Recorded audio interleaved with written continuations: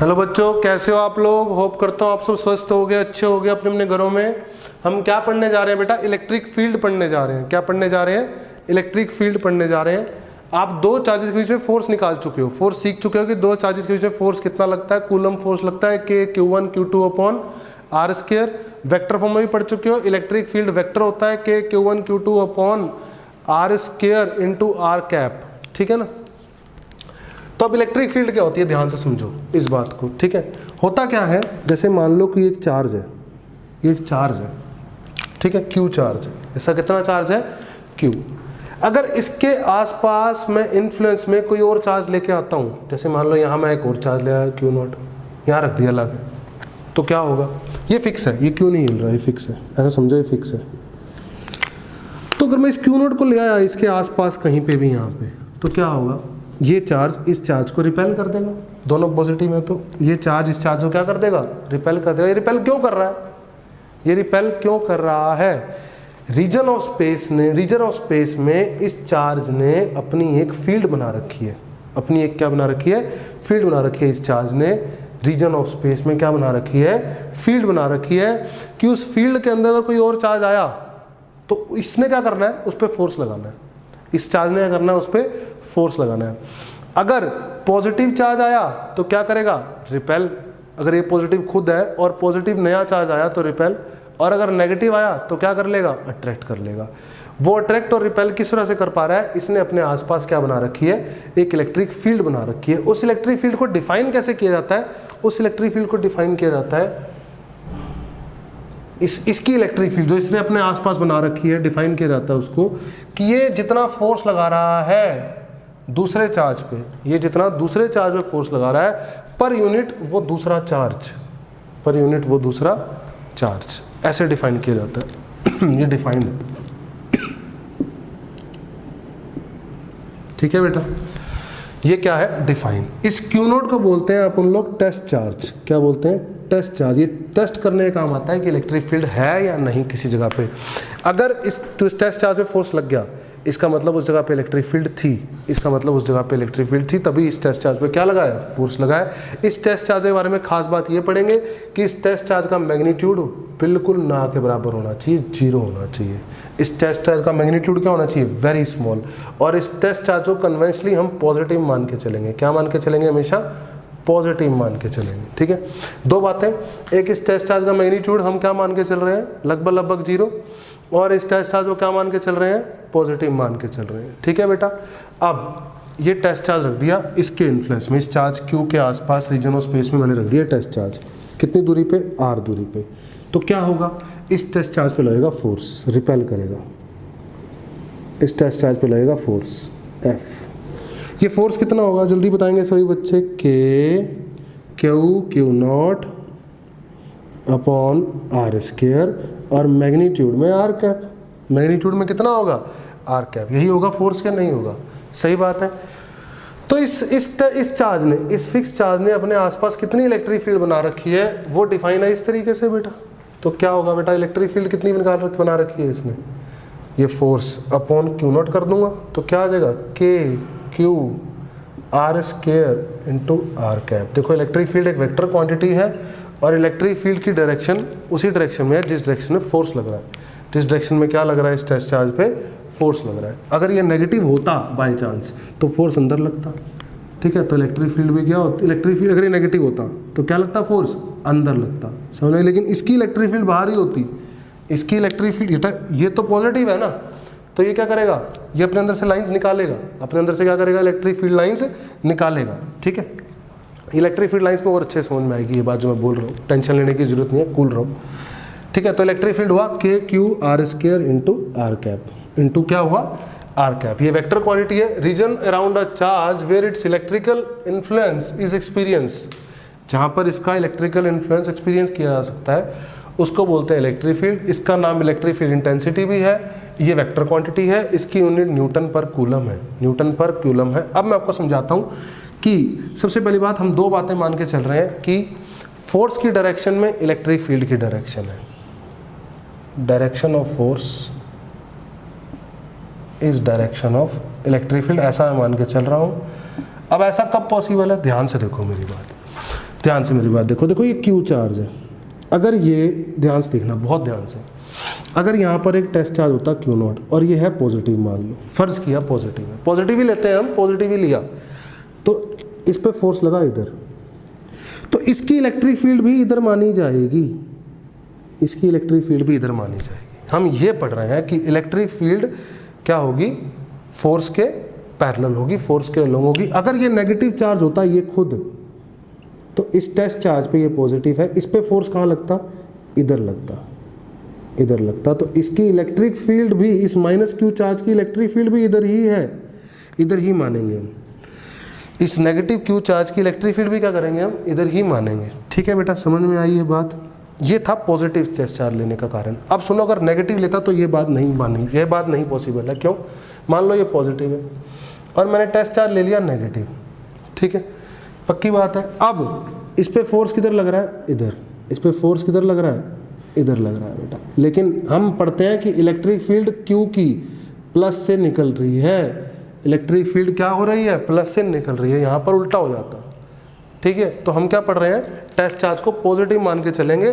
Test charge को क्या मान के चलेंगे हम, पॉजिटिव मान के चलेंगे। इस बात का हमें ध्यान रखना होगा कि टेस्ट चार्ज कैसा है बेटा, पॉजिटिव, पहली नंबर बात। दूसरी नंबर बात, हम इसका मैग्नीट्यूड छोटा मान के चल रहे हैं, क्यू नॉट को टेंड करा के चल रहे हैं जीरो के। ऐसा क्यों, ऐसा क्यों कर रहे हैं हम, ध्यान से सुनो, ताकि ये ओरिजिनल डिस्ट्रीब्यूशन ऑफ चार्ज को ना बदल दे। उसका मतलब क्या है, मेरी बात सुनो ध्यान से अब, ठीक है। ये तो हुआ पॉइंट चार्ज के लिए, पॉइंट चार्ज के लिए तो ठीक है, पॉइंट चार्ज के लिए तो कोई दिक्कत नहीं है इस बात में, जैसा लिखा हुआ है कोई दिक्कत ही नहीं है, ठीक है। चाहे बड़ा चार्ज हो तब भी कोई दिक्कत नहीं है पॉइंट चार्ज के लिए। तो अगर आप बड़े चार्ज की इलेक्ट्रिक फील्ड निकालना चाह रहे हो और वो पॉइंट चार्ज है तो कोई दिक्कत नहीं है, ठीक है ना। इसमें उस केस में चाहे क्यू नॉट बड़ा हो चाहे छोटा हो, ध्यान से देखो मैं क्या बता रहा हूँ। मान लो ये चार्ज, ये था चार्ज, ये चार्ज डिस्ट्रीब्यूशन है ओरिजिनल, ये एक बॉडी है, उस पर चार्ज ऐसे डिस्ट्रीब्यूट है, कंडक्टर है तो उसका चार्ज किस पे, कहाँ होता है, सरफेस पे होता है, ठीक है। और यहाँ रख दिया एक चार्ज मैंने क्यू नॉट, क्या रख दिया, क्यू नॉट, और इस पे क्यू चार्ज है, इस पे कितना चार्ज है, क्यू चार्ज है। बेटा अगर ये चार्ज बड़ा हुआ, अगर ये चार्ज बड़ा मैग्नीट्यूड में बड़ा हुआ तो क्या करेगा, इस डिस्ट्रीब्यूशन को बदल देगा, इस डिस्ट्रीब्यूशन को बदल देगा इंडक्शन की वजह से। तो ये डिस्ट्रीब्यूशन कैसा हो जाएगा, ये डिस्ट्रीब्यूशन कुछ ऐसा हो जाएगा, यहाँ से तो कम हो जाएगा, और ये रिपल्शन की वजह से, ये पॉजिटिव है, इसको रिपेल करके ये चार्ज पीछे आ जाएगा, चार्ज करेगा बेटा, पीछे आ जाएगा। तो आप तो इसकी वजह से इलेक्ट्रिक फील्ड पढ़ना चाह रहे हो रीजन ऑफ स्पेस में, ठीक है। इसकी वजह से यहाँ पर मान लो इलेक्ट्रिक फील्ड पढ़ना चाह रहे हो आप, यहाँ पे क्या पढ़ना चाह रहे हो आप, इलेक्ट्रिक फील्ड। तो लेट अस सपोज ये सेंटर है, लेट अस सपोज ये सेंटर है, तो आर ये बन रहा है। अब सेंटर ये शिफ्ट हो जाएगा इस तरफ, क्योंकि पॉजिटिव सेंटर ऑफ चार्ज क्या हो जाएगा बेटा, शिफ्ट हो जाएगा, ये आर बढ़ जाएगा, ये आर क्या करेगा, आर प्राइम हो जाएगा। यहाँ पर आप इलेक्ट्रिक फील्ड निकालना चाह रहे थे तो ये आर क्या हो जाएगा, बदल जाएगा। पहले ये आर यहाँ से यहाँ तक था, सेंटर से यहाँ तक, अब यहाँ तक है, लेकिन सेंटर से नहीं, और पहले वाला सेंटर यहाँ पे था, मान लो कहीं पहले वाला सेंटर ऑफ चार्ज यहाँ था, अब सेंटर ऑफ चार्ज बदल चुका है, सी प्राइम हो चुका है, तो आर की वैल्यू बड़ी हो गई है, आर की वैल्यू क्या हो गई है, बड़ी हो गई है। अगर आपने बड़ा चार्ज ले लिया ना तो इसके डिस्ट्रीब्यूशन को ही बदल देगा ये बड़े ये वाला चार्ज। ये टेस्ट चार्ज आप इतना बड़ा नहीं ले सकते, टेस्ट चार्ज को आपको छोटा लेना पड़ेगा, क्योंकि अगर आपने ये बड़ा ले लिया टेस्ट चार्ज तो इस डिस्ट्रीब्यूशन को बदल देगा, तो इसकी वजह से जो ओरिजिनल इलेक्ट्रिक फील्ड थी वो आप नहीं पढ़ पाओगे, आप तो जो बाद में इलेक्ट्रिक फील्ड बनी है डिस्ट्रीब्यूशन चेंज होने के बाद वो पढ़ोगे, ठीक है ना। अगर आपने बड़ा चार्ज ले लिया तो, अगर आपने ये चार्ज बड़ा ले लिया तो। छोटा चार्ज लेने का रीज़न समझ में आया। हाँ, अगर यहाँ पर ये बॉडी ना होकर एक पॉइंट चार्ज होता Q, ध्यान से देखो क्या होता, पॉइंट चार्ज होता, क्या होता, पॉइंट चार्ज होता, ध्यान से सुनो, पॉइंट चार्ज होता तो क्या होता, ये होता पॉइंट चार्ज Q, ठीक है, तो कोई दिक्कत नहीं आ रहा है। अब अगर ये वाला चार्ज Q नॉट बड़ा भी हो जाए तो ये तो पॉइंट साइज ही है, इसका डिस्ट्रीब्यूशन ही नहीं बदल पाएगा, ये वाला चार्ज इसका डिस्ट्रीब्यूशन नहीं बदल पाएगा। तो पॉइंट चार्ज के लिए तो कोई दिक्कत नहीं है कि Q नॉट बड़ा हो या छोटा हो, लेकिन अगर कोई बॉडी है, उस बॉडी पे चार्ज है, तो उसके डिस्ट्रीब्यूशन को टेस्ट चार्ज अगर बड़ा मैग्नीट्यूड का है तो बदल देगा, ठीक है ना। तो हमारे ओरिजिनल रिजल्ट नहीं आ पाएंगे। इसीलिए हम क्या करते हैं, टेस्ट चार्ज का मैग्नीट्यूड बहुत छोटा लेते हैं। टेस्ट चार्ज को पॉजिटिव बोलते हैं क्योंकि हमने इलेक्ट्रिक फील्ड और फोर्स की डायरेक्शन सेम पढ़नी है। जो इलेक्ट्रिक फील्ड की डायरेक्शन है वही फोर्स की डायरेक्शन है, क्योंकि टेस्ट चार्ज क्या है, पॉजिटिव है। टेस्ट चार्ज क्या है, पॉजिटिव मान के चल रहे हैं। ठीक है बेटा, ये सिंपल सी कहानी थी इसके बारे में, आपको पता होनी चाहिए। इलेक्ट्रिक फील्ड एक वेक्टर क्वांटिटी है, उसमें भी कोई दिक्कत नहीं है। ठीक है, पॉइंट चार्ज की वजह से इलेक्ट्रिक फील्ड बात कर लेते हैं। पॉइंट चार्ज की वजह से अभी ये बताया मैंने आपको, पॉइंट चार्ज की वजह से इलेक्ट्रिक फील्ड, ये क्यू चार्ज है, इसकी वजह से आर दूरी पे इस पॉइंट पे इलेक्ट्रिक फील्ड क्या होगी, जल्दी बताओ। अपनी मर्जी से यहाँ क्यू नोट रखोगे, पॉजिटिव होगा वो, उन पे फोर्स दोगे तो फोर्स होगा K Q naught upon R square. ठीक है, और फिर उस क्यू नोट से डिवाइड कर दोगे फोर्स को, तो कितना आ जाएगा, K Q by R square into R cap. This is electric field due to point charge, due to what, point charge. और कॉन्टिन्यूस बॉडी की वजह से, कॉन्टिन्यूस बॉडी की वजह से अगर बात करूँ तो, जैसे मान लो कोई बॉडी है ये, इसकी वजह से बात की जाए, मान लो चार्ज है यहाँ पे, अंदर चार्ज है, बाहर है, कुछ भी हो सकता है। ठीक है, और यहाँ बात करी जाए इस पॉइंट पे इलेक्ट्रिक फील्ड की, तो इसको कैसे पढ़ोगे आप, यहाँ पर आप एक डी क्यू एलिमेंट कंसिडर करोगे। क्या कंसिडर करोगे, डी क्यू एलिमेंट। इस डी क्यू एलिमेंट की वजह से यहाँ पर क्या होगा, इलेक्ट्रिक फील्ड होगी। इस डी क्यू एलिमेंट की वजह से यहाँ पे क्या होगी बेटा, इलेक्ट्रिक फील्ड होगी, छोटी सी डी होगी। वो डी इलेक्ट्रिक फील्ड कितनी होगी, जल्दी बोलो।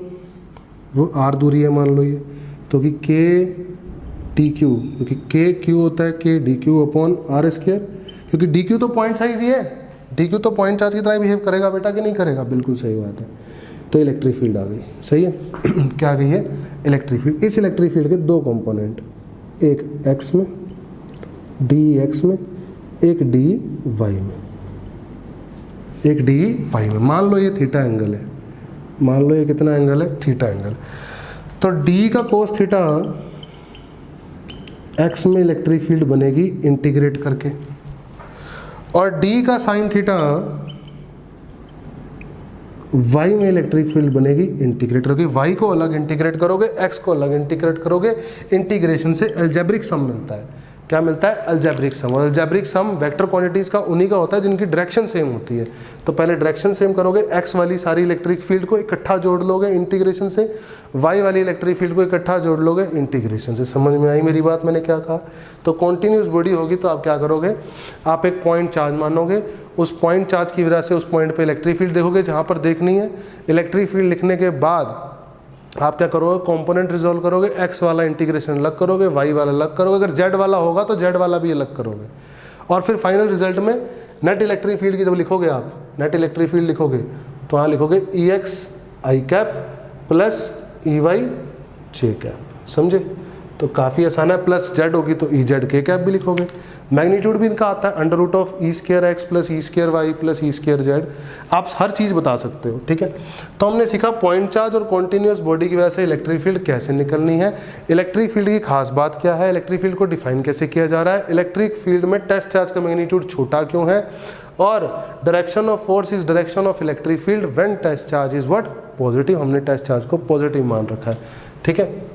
और इलेक्ट्रिक फील्ड की यूनिट है न्यूटन पर कूलम, ठीक है। और डिफाइन कैसे करते हैं, फोर्स पर यूनिट टेस्ट चार्ज, फोर्स पर यूनिट टेस्ट चार्ज, ठीक है बच्चों।